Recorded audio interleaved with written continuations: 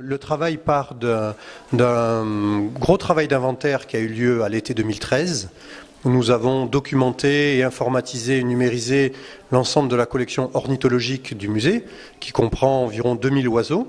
Et à partir de ce fonds documentaire et ces données, nous en avons extrait une cinquantaine pour évoquer justement ce travail sur les collections.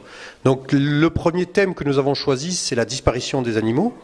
Grâce aux informations recueillies lors de cet inventaire, on s'est aperçu que 6 espèces de nos collections étaient à l'heure actuelle en danger d'extinction. Ce sont les espèces que nous avons mis en valeur dans cette pièce. Donc il y a une espèce qui est en danger critique d'extinction, donc très très rare, et d'autres en danger d'extinction. Puis dans la deuxième salle, nous avons raconté l'histoire de la collection elle-même, comment elle s'est créée à partir de 1850 via la Société d'émulation de Montbéliard, et comment se constitue en général une collection, par le don de particuliers, par des achats, par des dépôts d'institutions, et puis à quoi sert une collection, pourquoi conserver des collections aussi longtemps, surtout qu'avec le temps, les animaux se dégradent si on n'y prend pas garde. Donc les collections, bien, ça sert à conserver le patrimoine, à avoir justement des espèces qui n'étaient pas forcément rares au XIXe siècle et qui le sont devenues depuis. Tout intérêt d'avoir en collection, ne serait-ce que pour de l'ADN. Ces collections servent aussi dans un but pédagogique, éducatif, anecdotique, scientifique, patrimonial. Donc il y a beaucoup de possibilités, c'est ce que nous montrons dans la deuxième salle. La troisième salle va évoquer l'aspect géographique, l'origine géographique des collections. On a pris 3-4 oiseaux pour illustrer chaque continent.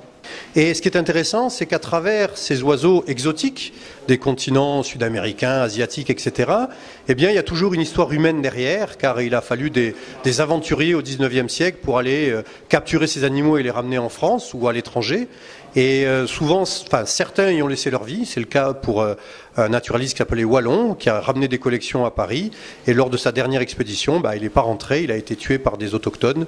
On est donc dans les années 1870-1880.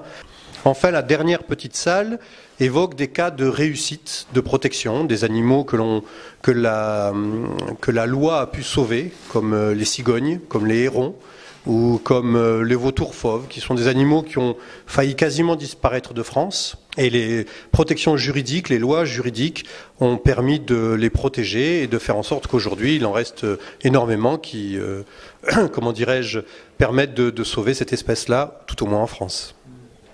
La diversité des formes, la diversité des tailles, la diversité des couleurs et la diversité des habitats. On a des animaux qui vivent dans des conditions où on pense qu'on ne pourrait pas vivre.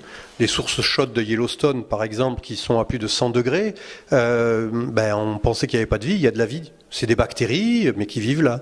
Toutes ces collections se sont créées au XIXe siècle, à une époque où on pensait connaître tout et collecter tout. Donc il y avait un souci d'exhaustivité du monde vivant.